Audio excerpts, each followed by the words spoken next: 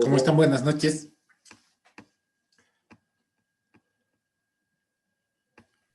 Ingeniero, buenas noches. ¿Cómo está? Ingeniero, buenas noches. ¿Cómo le va, Kareli? ¿Cómo está? Comencemos rápidamente. Estamos viendo la unidad 5, Políticas y Gestión del Desarrollo de las Personas.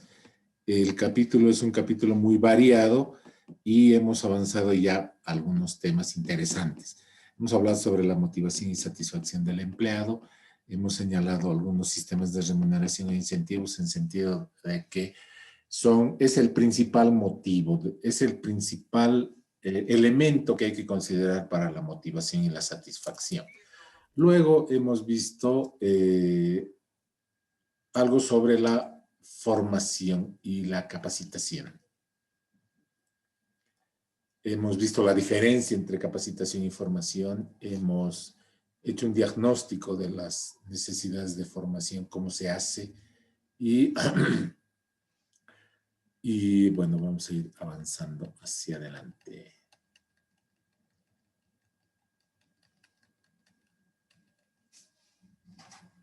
Permítanme unirme para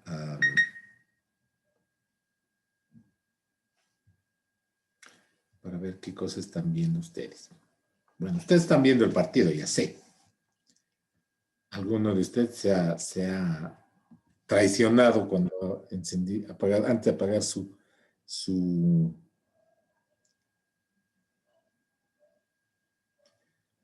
audio, se ha escuchado el partido. Nos tienen al tanto, por favor, los que estén viendo el partido, nos tienen al tanto de cuánto está el partido, ¿ok?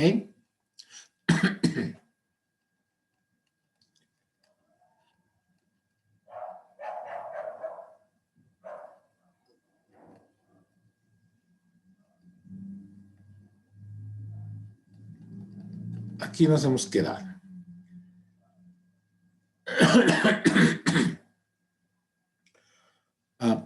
Es obvio que en algún momento de la gestión de recursos humanos se va a ver evidente, va a hacerse evidente de que el recurso humano necesita capacitación o formación.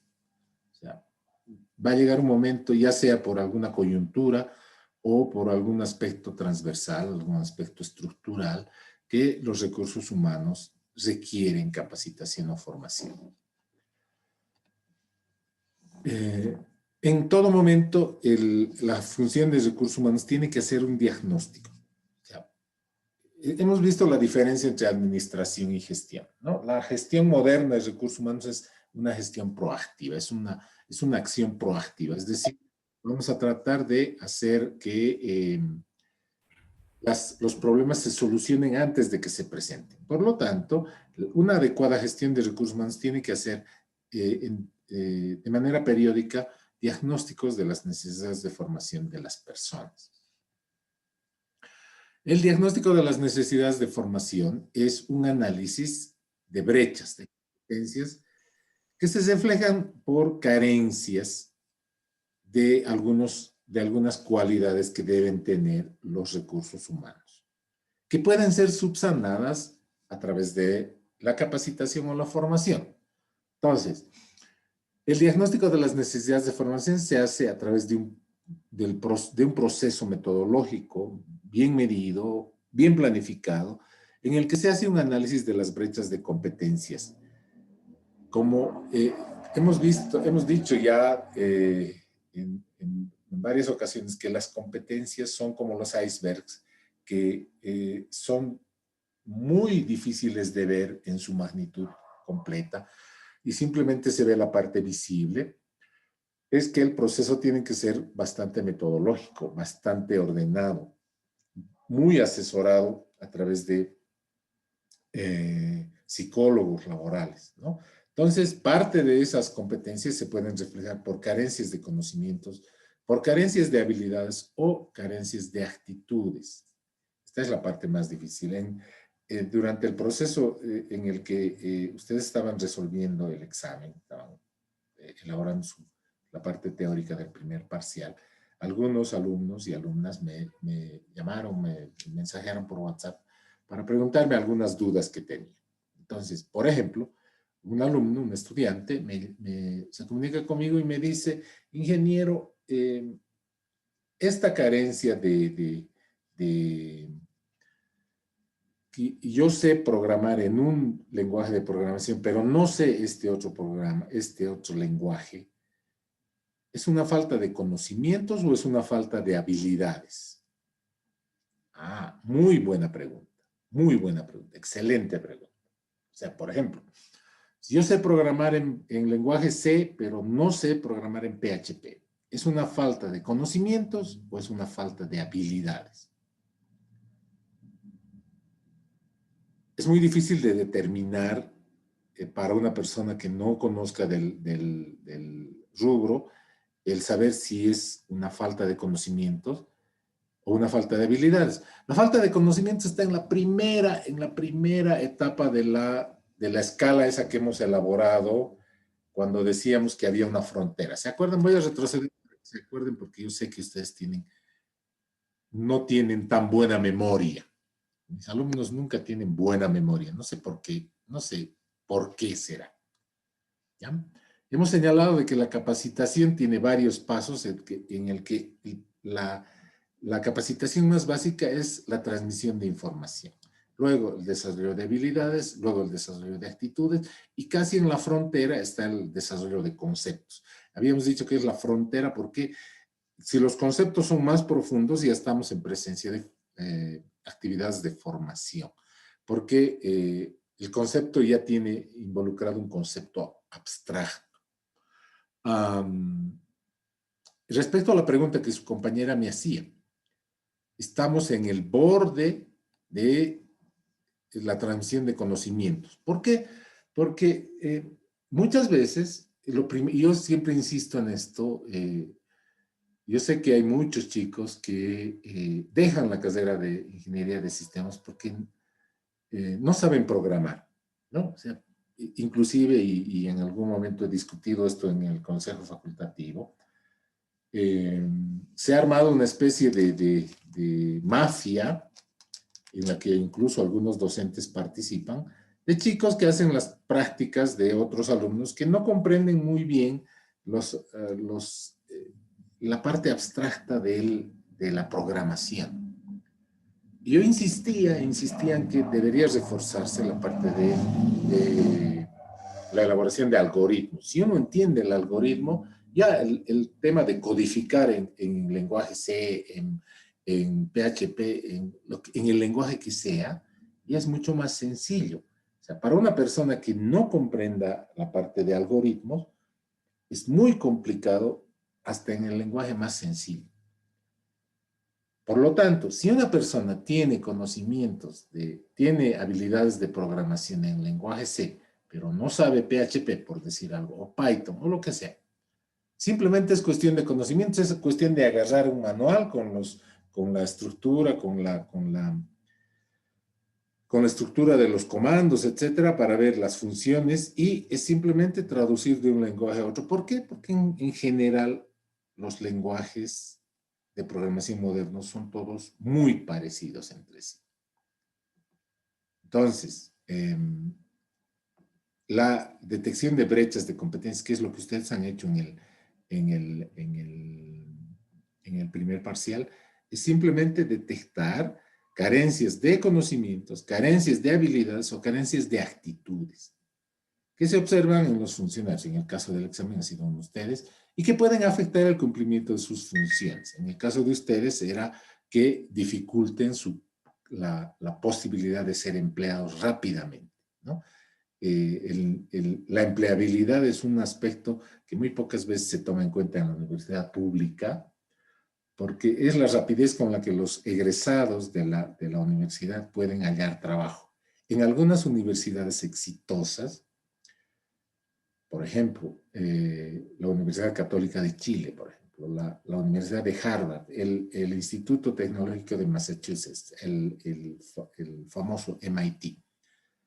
Los estudiantes ya tienen trabajo incluso antes de ser profesionales, o sea, ya tienen precontratos firmados para que los comprometen en la mayoría de los casos con muy buenos salarios. Imagínense ese nivel de empleabilidad de algunas universidades. Hace algunos años, hace muchos años, le estoy hablando de unos 40 años, los estudiantes de la Facultad Nacional de Ingeniería ya tenían trabajo antes de egresar, o sea, era muy rapidito que consigan trabajo. Actualmente el nivel de empleabilidad en algunas carreras es fatal, es drástico, es escandaloso, diría yo, ¿no? Hay muchos chicos que salen, egresan y pasan 5 o 6 años y nunca pueden conseguir un trabajo adecuado a su profesión y terminan como subempleados, es decir, empleados con un desempeño mucho menor para el que han sido preparados. Volvamos a nuestro tema. El diagnóstico de las necesidades de formación es una investigación sistemática, dinámica, flexible y participativa. ¿Quiénes participan? Todos participan. Que implica un proceso de análisis y reflexión. ¿Por qué es reflexión? Es lo que ustedes han hecho. Han tenido que reflexionar de acuerdo a sus limitaciones, de acuerdo a sus carencias. Y uno tiene que ser muy sincero, ¿no? A mí me gustaría en algunos casos ver si realmente ustedes saben todo lo que dicen que saben en el examen. O si tienen esas habilidades que dicen que tienen en el examen. No los estoy juzgando de que han exagerado ni nada, pero no necesitan mentirme. O sea, ¿por qué? Porque este trabajo es para ustedes. Lo habíamos señalado desde el principio. Y cuando hacemos este diagnóstico de las necesidades de formación en una empresa, el estudio va a favorecer a la empresa. Por lo tanto, tiene que ser un proceso muy sincero. ¿Cuál es el objetivo del diagnóstico? Es establecer clara y específicamente las competencias que se espera generar con algún tipo de formación. O sea, luego de detectar las brechas de competencia, el objetivo es determinar qué cosa vamos a tratar de enmendar, qué cosa vamos a tratar de cerrar, qué brechas vamos a tratar de cerrar. La segunda parte del trabajo, que se va a basar en lo que han presentado la semana pasada, va a ser un trabajo de elaboración de un plan de formación, pero eso lo vamos a ver más adelante. ¿De dónde provienen las evidencias? ¿Se acuerdan? Varios de ustedes me han preguntado qué es una evidencia, y si no hay una evidencia, y si no hay una evidencia más que la calificación que he sacado en la materia, es una evidencia. Pues la idea es buscar evidencias. ¿De dónde provienen esas evidencias o que nos señalan las necesidades de formación? Pueden provenir de fuentes o de situaciones. Las fuentes pueden ser el plan estratégico de la organización. ¿Cómo es que la organización se ve en el largo plazo? 5 años, digamos. La organización se ve exportando, por decir algo, exportando sus productos a otro país. Entonces necesitamos gente, por ejemplo, que hable idiomas de los países esos a los que queremos exportar. De que necesitamos gente que conozca las reglas, las leyes mercantiles que rigen en el país al que queremos exportar, porque no es lo mismo que nuestro país, por ejemplo. Necesitamos gente que sepa comercio exterior, necesitamos gente que sepa si, por ejemplo, lo que estamos tratando de exportar son bienes, son productos perecibles que pueden echarse a perder. Necesitamos gente que sepa cómo congelar, cómo conservar los productos que tenemos. O sea, el plan estratégico de la organización es la primera fuente en la detección de las necesidades de formación. Otras fuentes, el análisis de situaciones problemáticas, el análisis del rendimiento y la productividad, el análisis de la calidad de servicio. Por ejemplo, si tenemos un elevado nivel de quejas, es una fuente, es una evidencia de que algo está faltando en nuestra empresa, de que algo no está bien. Un exceso de movilidad del personal, que el personal esté siendo recontratado, despedido. Un elevado número de accidentes, por ejemplo. Un elevado número de reclamos y quejas de los usuarios nos da la idea de que hay una situación que amerita ver si existen brechas de formación. Y también la introducción de nueva tecnología, ¿no? Si conseguimos si nuestro sistema era manual y ahora es automatizado, evidentemente va a haber necesidades de formación.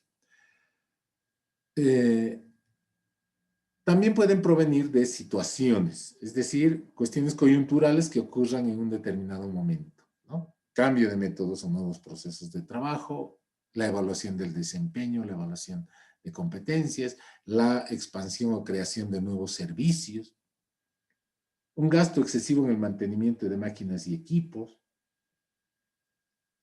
Durante mucho tiempo, yo tenía una empresa aquí en Oruro que se ocupaba de hacer mantenimiento de computadoras. Era una de las primeras empresas que hizo mantenimiento de computadoras desde un punto de vista profesional, ¿no?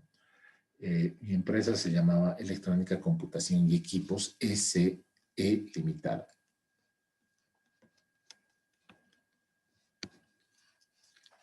Esa limitada se dedicaba a mantenimiento de computadoras y teníamos contratos de mantenimiento con muchas empresas e instituciones muy grandes en nuestro departamento. La Gobernación, la empresa minera Inti Raymi, la empresa minera Sinchihuayra, por ejemplo, a las que atendíamos.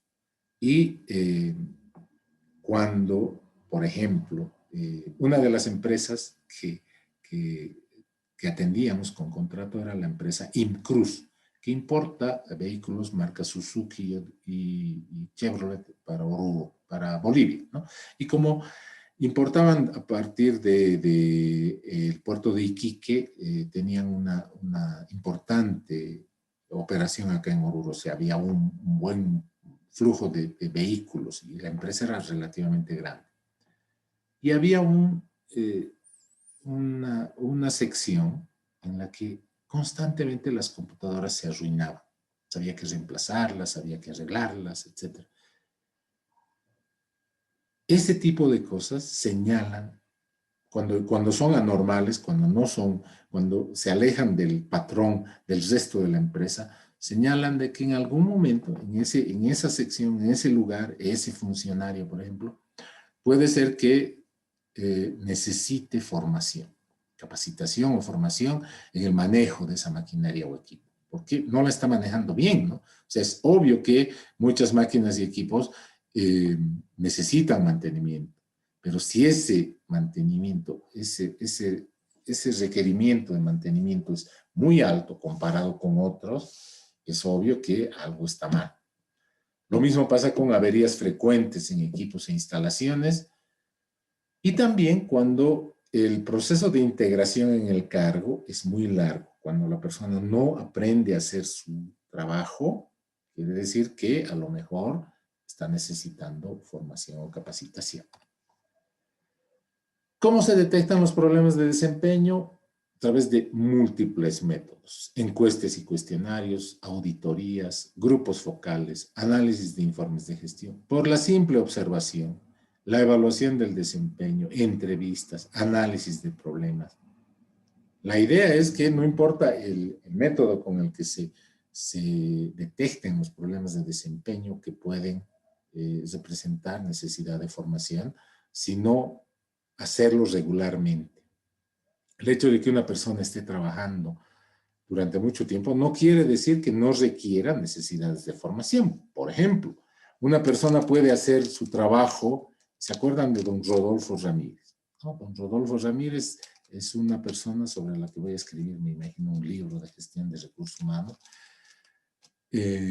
No por el señor Ramírez, ¿no? Sino por el hecho de que es un ejemplo de personas que merecen, que originan algunas actividades extraordinarias en gestión de recursos humanos. Don Rodolfo Ramírez era el contador de una empresa en la que trabajé durante algún tiempo, y este señor demoraba mucho en su trabajo. O sea, hacía bien su trabajo, pero una vez le pedí un flujo de caja. Un flujo de caja es un estado financiero muy específico, Y el señor demoró casi una semana en elaborar un flujo de caja, siendo que es un estado financiero bastante sencillo de utilizar, sobre todo si la empresa tiene un sistema de contabilidad. Entonces, me pareció raro y no solamente en ese aspecto, ¿no? Sino en otros aspectos, nos dimos cuenta de que don Rodolfo Ramírez no sabía manejar las computadoras, no sabía manejar computadoras. O sea, a la computadora la utilizaba como calculador, ¿no? No sabía utilizar muy bien el Excel. El Excel lo utilizaba como editor de texto en lugar de utilizar toda su capacidad. Entonces,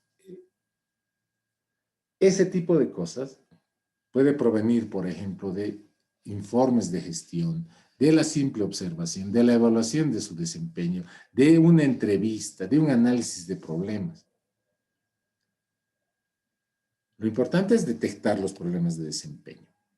Una vez que hemos realizado el diagnóstico de las necesidades de formación, tenemos un listado de necesidades de formación. En base al trabajo que ustedes han realizado, que ha sido un diagnóstico, yo dispongo, y ustedes también, de un listado de necesidades de formación, en mayor o menor grado. Habrá algunos que necesiten más, otros que necesitan menos. Ese listado de necesidades de formación debe ser valorado para convertirlo en objetivos de formación. Una vez que tenemos determinados los objetivos de formación, tenemos que elaborar el plan de formación. ¿Qué es un plan de formación? Es un programa de acciones formativas que tiene objetivos definidos. Es un plan para generar o mejorar, generar si no existen, mejorar si existen, pero están a un nivel muy bajo. ¿Se acuerdan que ustedes han puesto un nivel en el que deberían, en el que se han encontrado, y el primer nivel era ausente, ¿no? No existe. Por ejemplo, si yo les preguntara cuántos saben de ruso, ustedes saben que, por ejemplo, para muchos trabajos, y no estaba en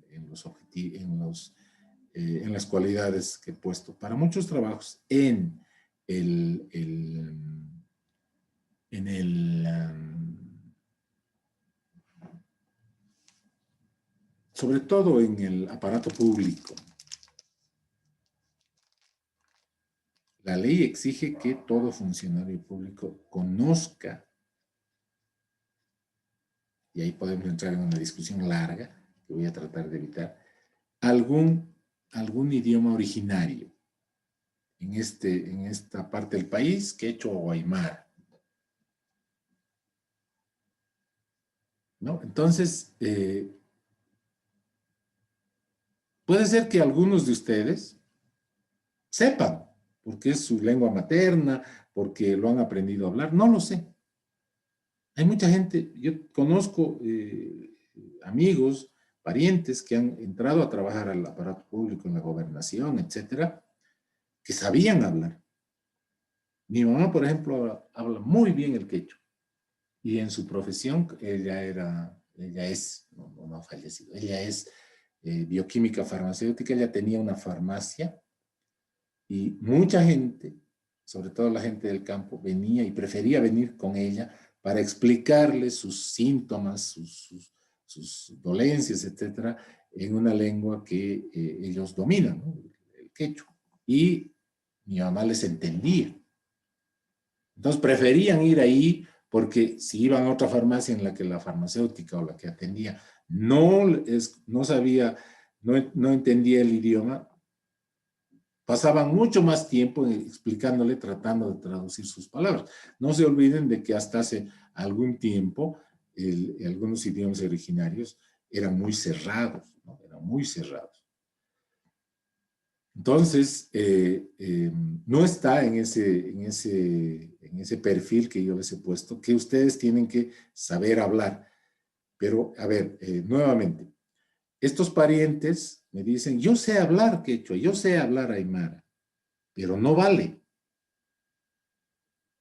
Tengo que tener un cartoncito que diga que yo he pasado un curso de quechua, pero puedo ir pero anda, pues inscribite a un curso ahí en varios institutos habían cursos de quechua, y vas a salir con 100 si sabes hablar quechua, si sabes hablar aymara, vas a titularte con 100, pero voy a perder el tiempo, porque este curso es, qué sé yo, digamos 6 meses, por decir algo. Voy a perder el tiempo, no voy a poder, debería haber una forma en la que me evalúen y una institución me diga, a ver, le voy a tomar un examen y, si realmente usted sabe hablar aymara, sabe hablar quechua, y aquí está su certificado, no necesita pasar clases. Este plan de formación es diferente, ¿no? O sea, la idea es generar o mejorar los niveles de habilidades, destrezas, competencias, aptitudes y actitudes de un empleado.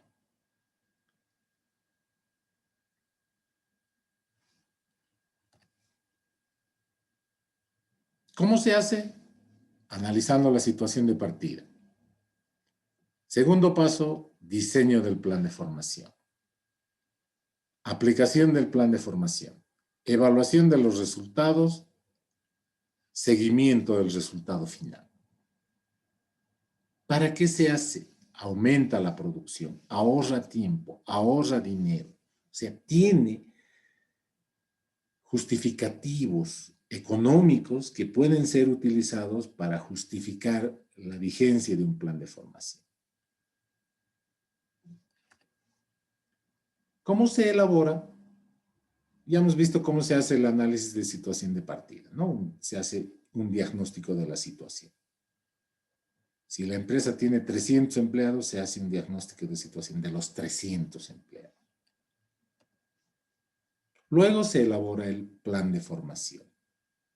Hemos identificado las necesidades para solucionar los problemas detectados. ¿Se acuerdan de los orígenes de los problemas detectados? Que hay mucho mantenimiento, que hay muchas quejas, que hay muchas averías, o pueden no provenir de un problema. O sea, estamos pensando en exportar y necesitamos que las personas que trabajan acá conozcan de normas vigentes en Rusia o en China, donde queremos exportar. La idea es responder la siguiente pregunta. ¿Qué tenemos? ¿Y qué deberíamos tener? La pregunta era para ustedes, ¿se acuerdan? ¿Qué tienen? Ya me han respondido. En sus exámenes ya me han respondido qué tienen. Como son documentos privados, no los voy a difundir entre otras personas, aunque probablemente ustedes se hayan mostrado su trabajo. Yo no tengo por qué hacerlo. Ya sé qué cosa tienen. Y ustedes saben qué cosa tienen. Saben qué deberían tener.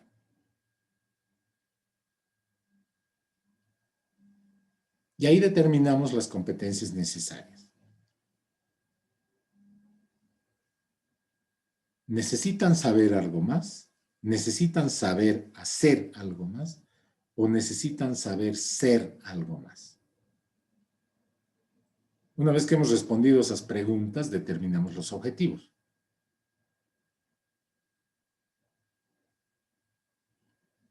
En el caso de las empresas, para localizar y cumplir esos objetivos es necesario conocer el objetivo general de la empresa. Es necesario conocer los objetivos de la formación. Es necesario conocer las capacidades existentes.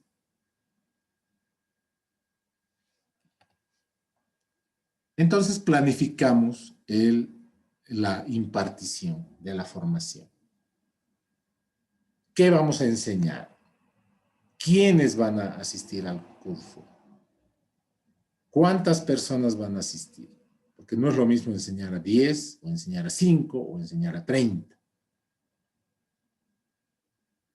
Los contenidos son diferentes. La forma en la que se imparte el curso es diferente.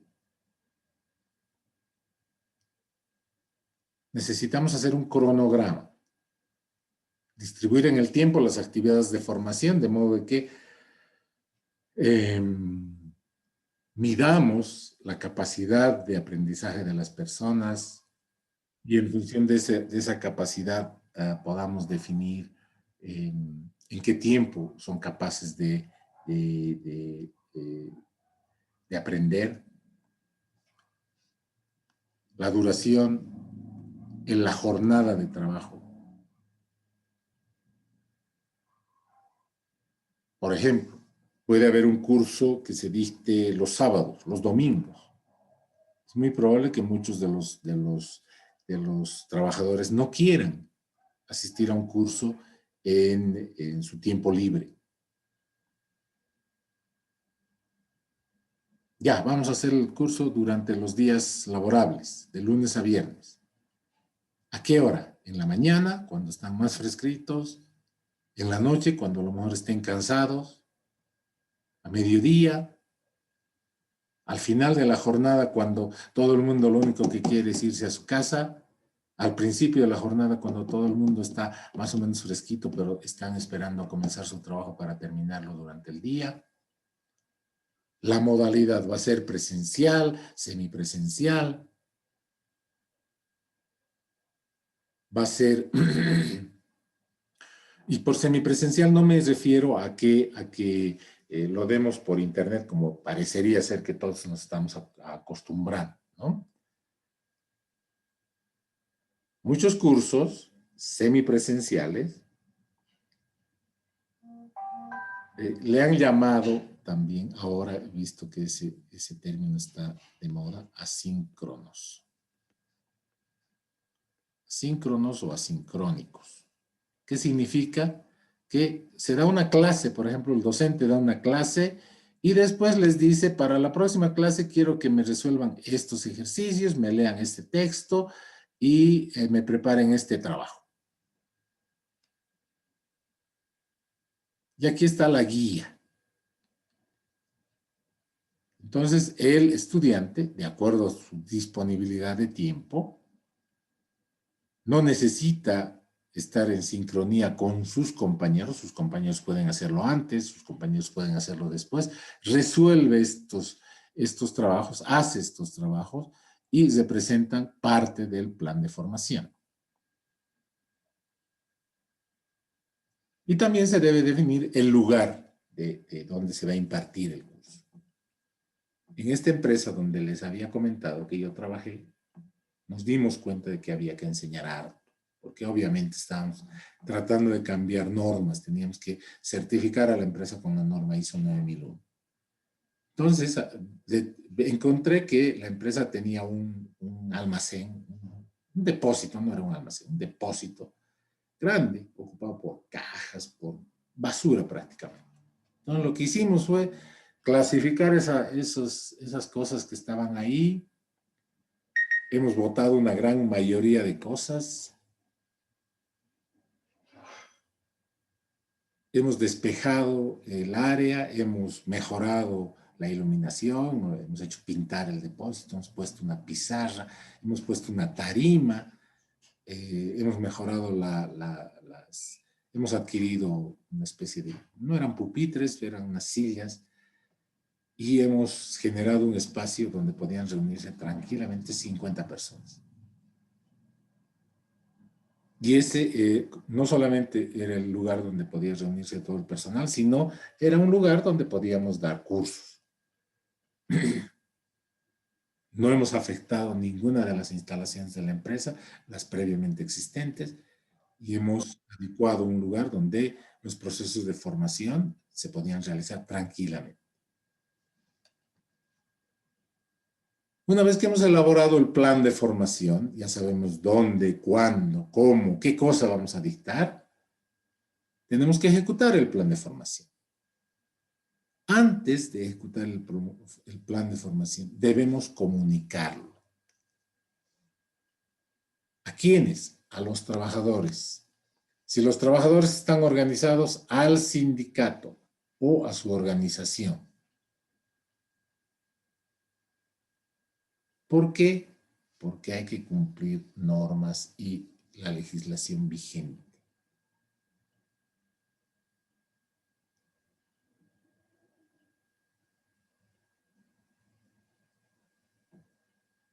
Es importantísimo tener el beneplácito de los trabajadores, estar de acuerdo con ellos. Se puede imponer un plan de formación, exponerles que los accidentes hacen de que sea necesario y ellos ya no van a poder poner ningún argumento, pero el rendimiento, el aprovechamiento de un programa de formación es mucho mejor si los trabajadores están de acuerdo. Y luego lo impartimos, pues. Ejecutamos el plan de formación. Se entregan los materiales. Es importante que hayan materiales. O sea, muchas veces sí se les va a pasar el PowerPoint a sus WhatsApps, pero muchas veces ocurre que se queda en el WhatsApp y cuando nuestro celular está quedándose sin memoria, pues ya no podemos instalar otras aplicaciones, o nos dice, necesita, el celular se está quedando sin espacio, agarramos y lo borramos todo lo que no nos sirve, y entre eso está pues los materiales que nos han entregado de manera virtual. Un plan de formación bien responsable debe elaborar materiales policopiados, mejor si son a colores, dotar a los estudiantes inclusive de bolígrafos, cuadernos, para que sea ese el lugar donde nos aseguremos nosotros que van a tomar notas.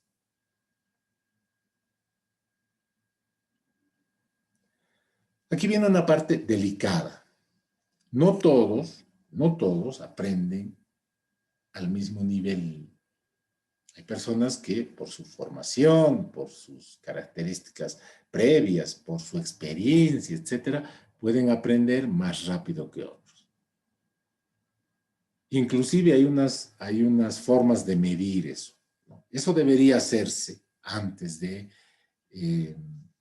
o durante el proceso del plan de formación.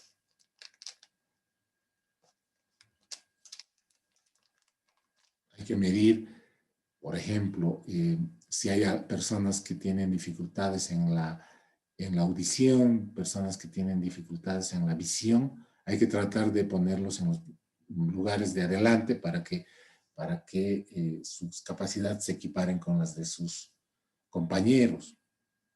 Hay que tomar un examen de diagnóstico previo.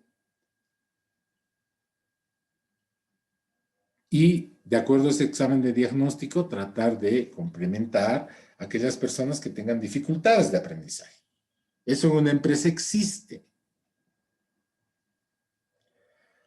Es importante, es muy importante que el que va a enseñar, este señor, profesor, facilitador, lo que se le llame, ¿no? Contextualice el aprendizaje. ¿Qué significa contextualizar?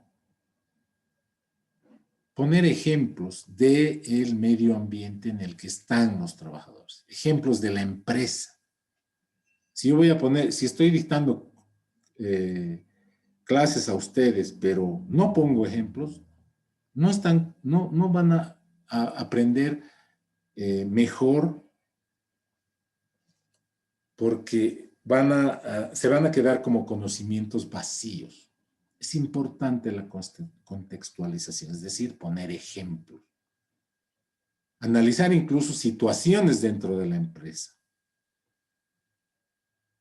salvando temas de confidencialidad, etcétera. Es importante que el facilitador sea lo suficientemente hábil como para contextualizar la materia que está enseñando, la materia que está impartiendo, el plan que está tratando de impartir, a través de poner ejemplos reales, ejemplos contextualizados con la empresa. Y otra cosa importante es que el plan de formación cuente con retroalimentación, es decir, el docente no solamente tiene que pedir opiniones, porque muchas veces, como me pasa en este curso, ¿qué opinan? ¿Tienen alguna pregunta? Todos calladitos. Entonces, el docente, el facilitador, tiene que ver formas en las que se retroalimente el plan que ha estado previamente diseñado a través de las experiencias de los alumnos, de los estudiantes, para ver y detectar posibles cosas que se puedan incrementar como contenido formativo dentro de ese mismo plan o tal vez para un plan siguiente. Finalmente, luego de medir, de impartir el plan de formación, se deben evaluar los resultados. ¿Qué significa medir? o qué cosa vamos a medir? El grado de adecuación entre los objetivos y los resultados formativos. Evidentemente los objetivos pueden ser muy bien medidos, pero los resultados formativos no solamente dependen del facilitador, sino también de los estudiantes, del cronograma que hayamos escogido, del lugar donde se esté impartiendo, de la contextualización del plan de formación. Entonces puede ser que nosotros hayamos intentado generar un muy buen nivel en la adquisición de una determinada competencia o cualidad, pero lo que hemos logrado es un buen nivel o un nivel regular. ¿Cómo se hace eso? A través de indicadores cuantitativos. Lo mejor, lo ideal es que esos indicadores sean cuantitativos.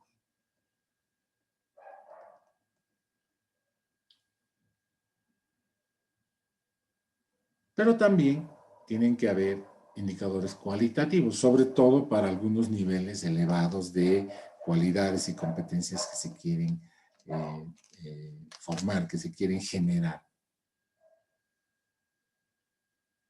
Algunos de esos indicadores son la satisfacción, el aprendizaje, la transferibilidad y el retorno de la inversión.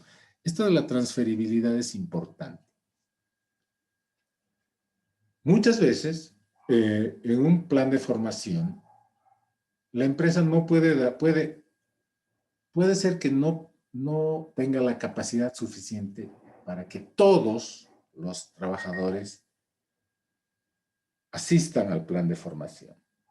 Entonces, se escogen algunos estudiantes entre representativos de la sección, por ejemplo. Si la sección tiene 50 personas trabajando, escogemos a unos 10, procurando después que esas personas transfieran el conocimiento que han aprendido o las competencias que se han generado al resto de los 50. Esos 10 deben tener una alta capacidad de transferibilidad.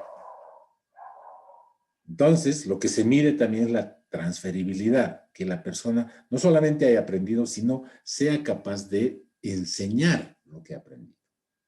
Y obviamente tiene que haber una forma económica de valorar el curso.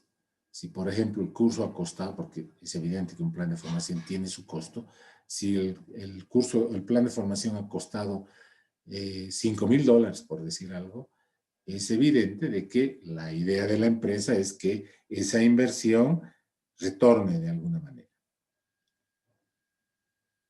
Por poner un ejemplo, en la empresa esa en la que trabajaba, hemos contratado a una empresa que se llama Retamoso y Asociados.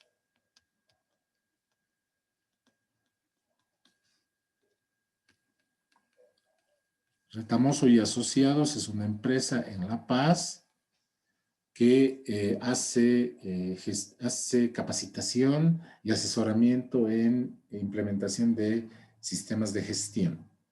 Esa es su especialidad. El dueño de la empresa es Roberto Retamoso, un ingeniero industrial muy interesante, muy hábil, muy habiloso. Muy buena persona, y él fue contratado con su empresa para realizar el plan de formación. Y él nos ha cobrado él ha hecho varios trabajos para la empresa, ¿no? Y entre ellos era la capacitación en ISO 9001 para todos. Y luego ha realizado otro plan de formación entre un grupo escogido de personas que han sido designados auditores internos de gestión de calidad. En el primer curso, Retamoso nos ha cobrado más o menos unos $4,000 en un plan de formación de 2 semanas para 50 personas. Más o menos.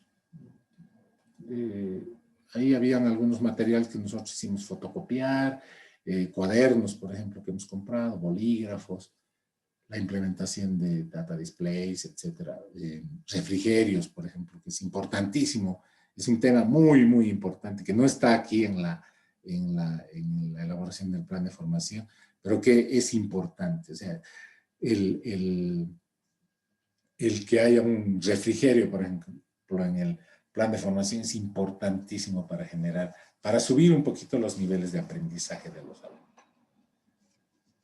Porque tiene que haber una evaluación económica porque hay una inversión. Hay una inversión.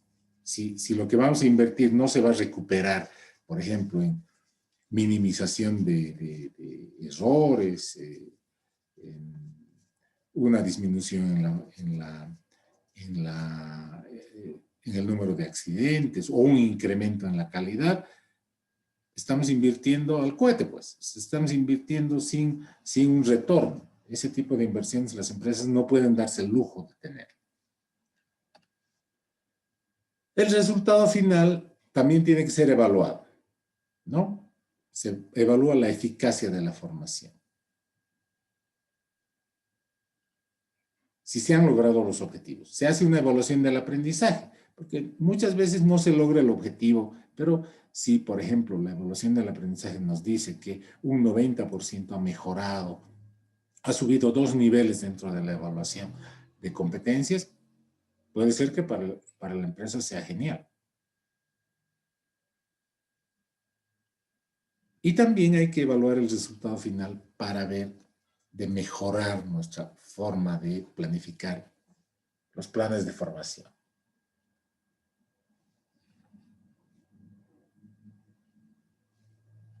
Hemos terminado la unidad 3 referida a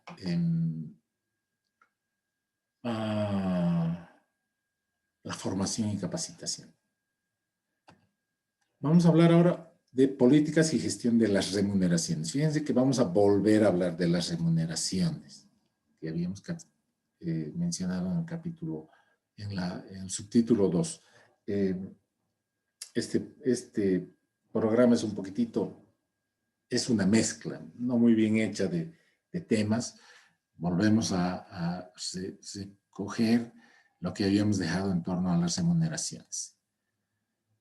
Hemos visto que una política es una actividad que se realiza de forma ideológica.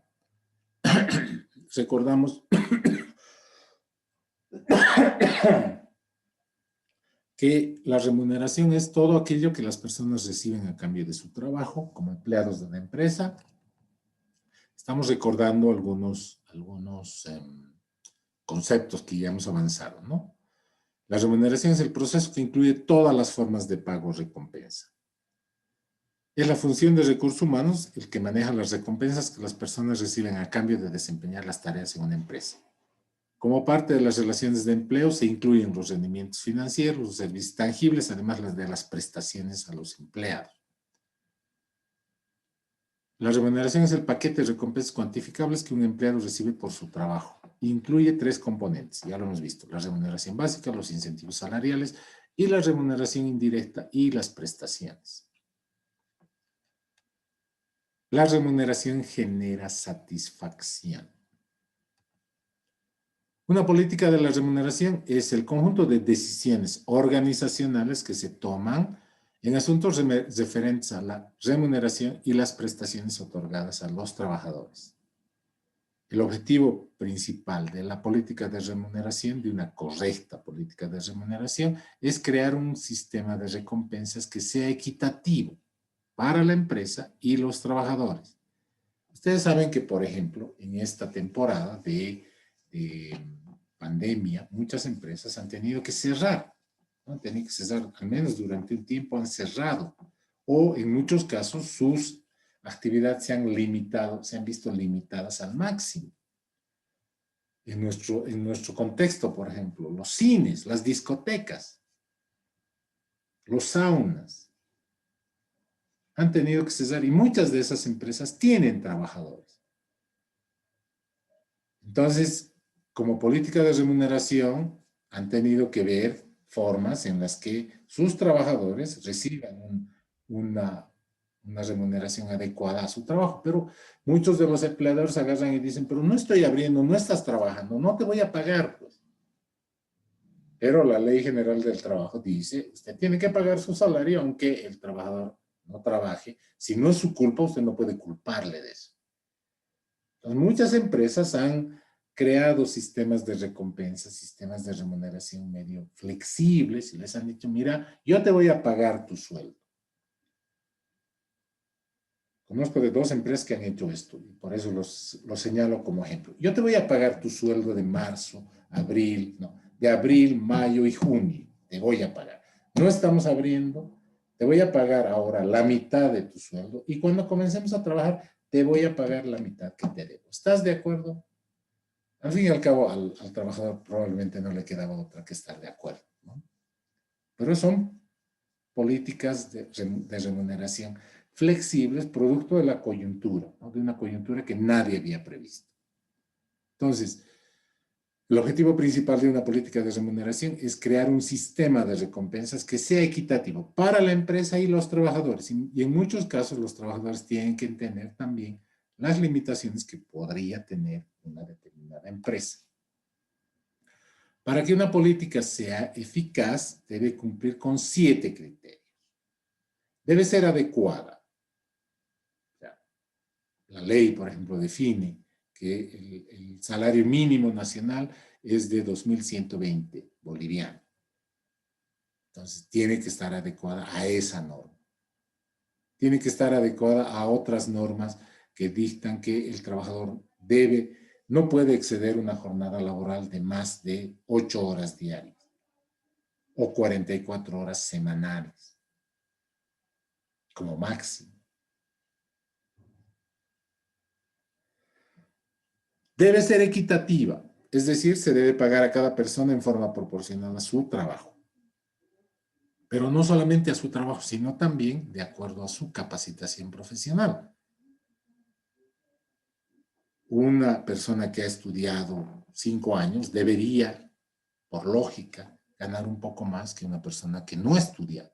Es lógico, o sea, es un principio básico de la educación, ¿no? De esa manera de esa manera es que se incentiva la educación de las personas.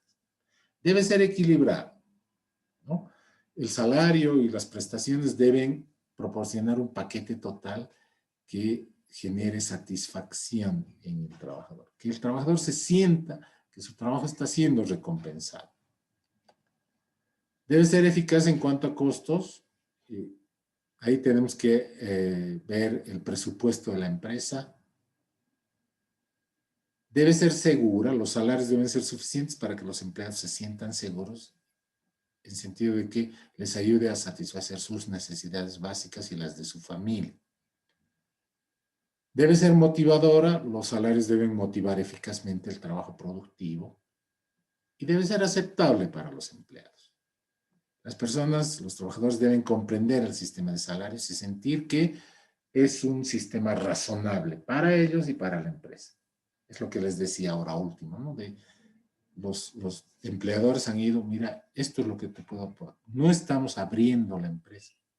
O sea, tú no estás haciendo tu trabajo porque no estamos abriendo. No te puedo pagar de algo que no haces, pero la ley dice que no te puedo despedir, yo te voy a pagar, pero ahora te voy a pagar la mitad de tu sueldo o una tercera parte. Y cuando comencemos a trabajar, poco a poco, en cuotas, te voy a terminar de pagar todo lo que te debo. Y muchos trabajadores han entendido. Es obvio, pues, si ellos mismos están viendo que otras empresas están cerrando y están despidiendo a sus trabajadores, es obvio que tienen que entender la situación.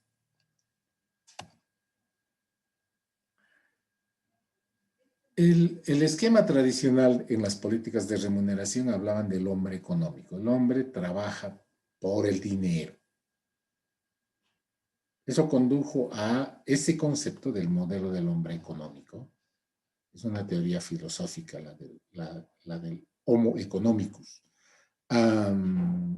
Conduce a esquemas rígidos, ¿no? Pago de sueldos fijos, pago de sueldos, escalas salariales, etc. Procesos estandarizados de cálculo de remuneraciones, una política de generalización, todos trabajan por lo mismo, sustentado en el tiempo, trabajas 30 días y te pagamos tu salario. Hace un hincapié en el pasado, tú tienes que ganar siempre un poco más que en los años pasados. El esquema moderno, el esquema basado en la gestión de recursos humanos, habla del modelo de hombre complejo, que muchas veces la satisfacción de sus necesidades no siempre proviene de la satisfacción de las necesidades básicas, que son las que necesitan dinero. Eso conduce a esquemas flexibles, ¿no? Te voy a pagar en dinero, pero también parte de la remuneración está en este tipo de recompensas. Cada caso es diferente, cada persona es tratada de manera individual, porque puede ser que alguien tenga diferentes necesidades. En lugar de la política de generalización, lo que vamos a hacer entonces es adecuar el trabajo a las personas. Permítame señalar un ejemplo en este caso. Había una muchacha en la empresa en la que trabajábamos, Naira, se llama Naira, sigue trabajando allá. Y Naira tenía un problema terrible. O sea, el horario de entrada era a las 9. Pero ella siempre llegaba a 9:20, 9:30, 10 menos cuarto, a veces en casos extremos a las 10 de la mañana. Y la secretaria, que era la encargada de anotar la asistencia, a veces la cubría, trataba de cubrirla, pero muchas veces era bien difícil cubrirla, ¿no? Peor aún, los dueños de la empresa dijeron, para justificar la inversión que estaban haciendo, etcétera, me obligaron y me dijeron, usted, ingeniero, tiene que poner un sistema automatizado de asistencia. Entonces compramos un detector biométrico. Entonces las personas tenían que venir y ponían su huella al principio del día. Muchas de las empresas trabajan así ahora. Ponen su huella y traca, automáticamente la computadora agarra y registra la hora de ingreso. Peor, pues, para nadie. Entonces se le descontaba de su salario. Y un día la llamo a mi oficina, Naira, a ver, quiero preguntarle, mire, este mes le han descontado casi 5 días de salario.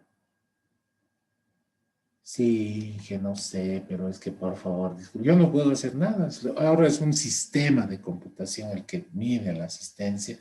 Ya no puedo yo ahí, no puedo ir contra el sistema.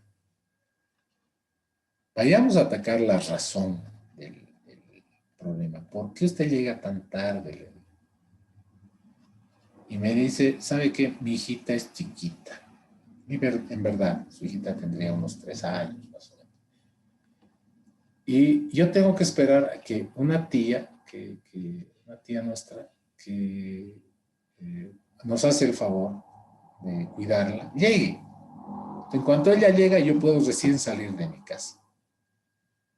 Entonces, ella a veces llega a las 9, a veces llega porque vive en otro lado de la ciudad, a veces llega a las 8:30 y llego temprano, a veces llega a 9 menos cuarto, me apuro y llego más o menos con pocos minutos de retraso, pero a veces llega a 9, 9:15, 9:30, y en cuanto ella llega, recién puedo salir.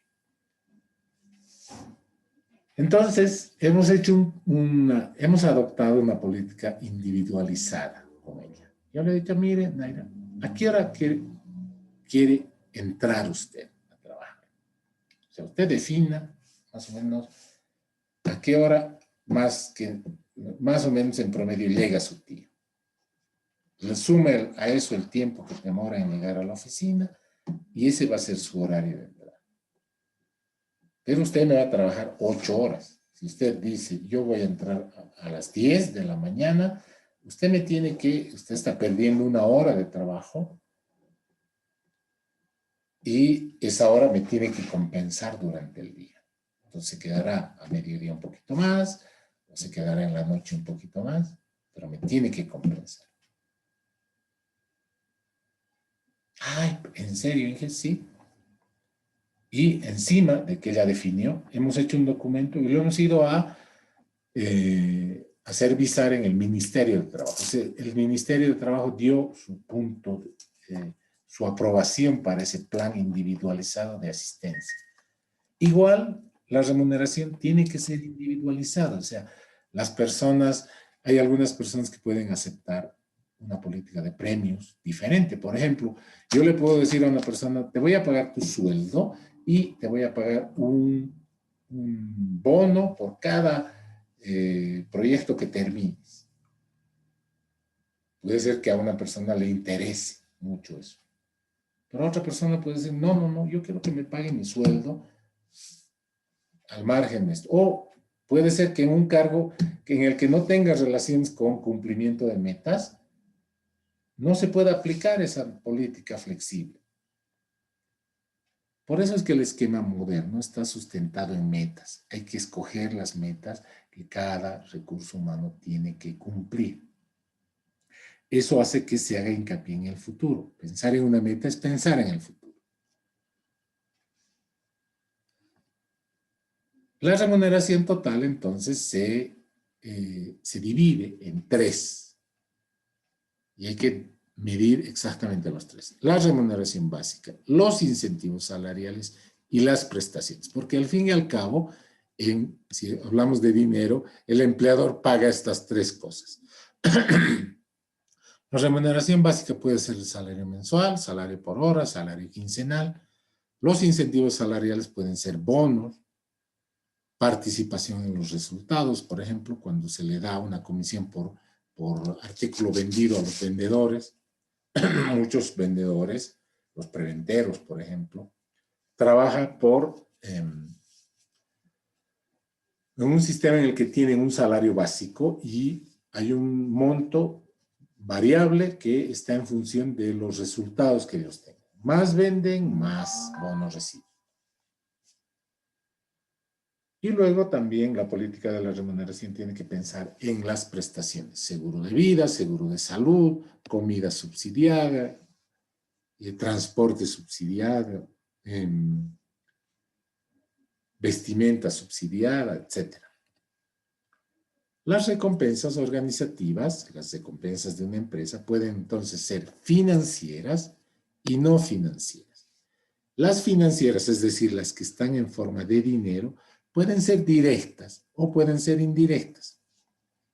Las indirectas obviamente son el salario directo, los premios, bonos, las comisiones. Las indirectas provienen de cosas que no son directamente atribuibles al trabajo. El descanso semanal remunerado.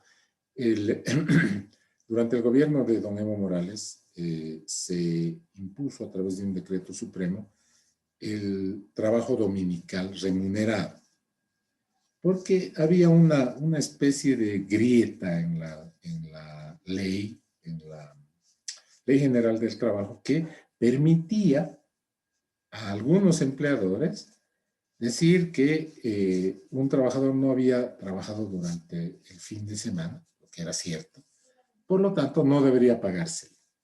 Entonces, una de las cosas interesantes que hizo el gobierno de don Evo Morales fue definir el trabajo, el sueldo dominical. Y de ese modo se garantizaba que los empleadores no pudieran evadir la obligación que tienen de que se le pague a un trabajador por incluso los días que no trabaja.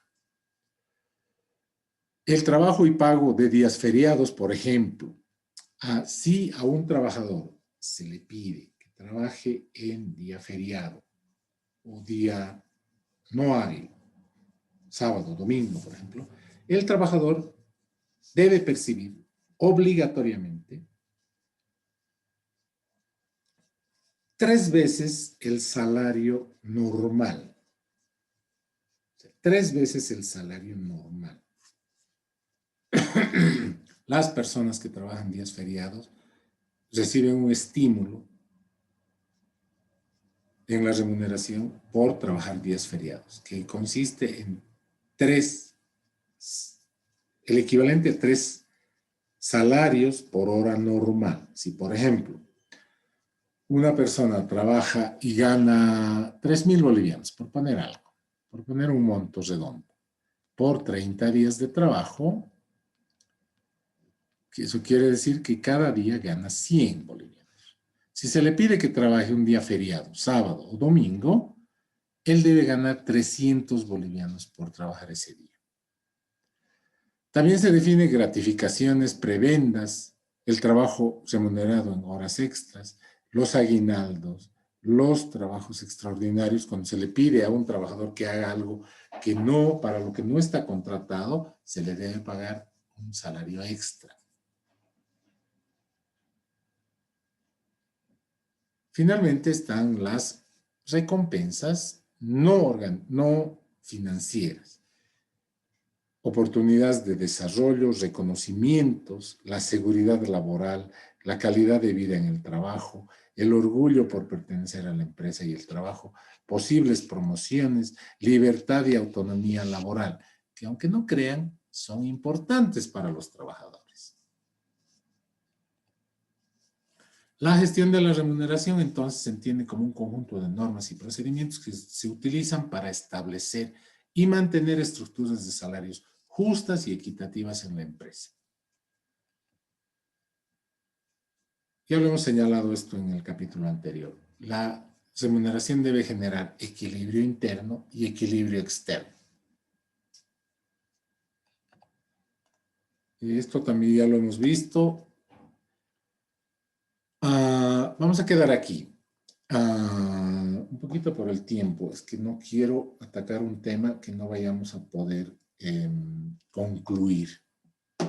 Vamos a avanzar la próxima clase, métodos tradicionales para la evaluación de la remuneración. Vamos a analizar el método de comparación simple, el método de comparación no cuantitativa y el método de comparación cuantitativa. ¿Ok? Si tienen alguna pregunta, estoy para escucharlos. Si no, nos veríamos el día jueves. ¿Quién ha ganado? ¿Alguien puede informar? Empate. ¿Ha empatado el Paraguay? Empate. Sí, ingeniero. Qué macana. Con razón no me estaban haciendo caso, pues no. Disculpe, ingeniero. No se preocupen. El fútbol, estamos aquí, ingeniero. Bueno, nos vemos la próxima clase, chicos. Señoritas. Hasta luego, ingeniero. Hasta luego, Hasta luego, ingeniero. Hasta luego, Inge. Cuídense. Hasta luego, ingeniero.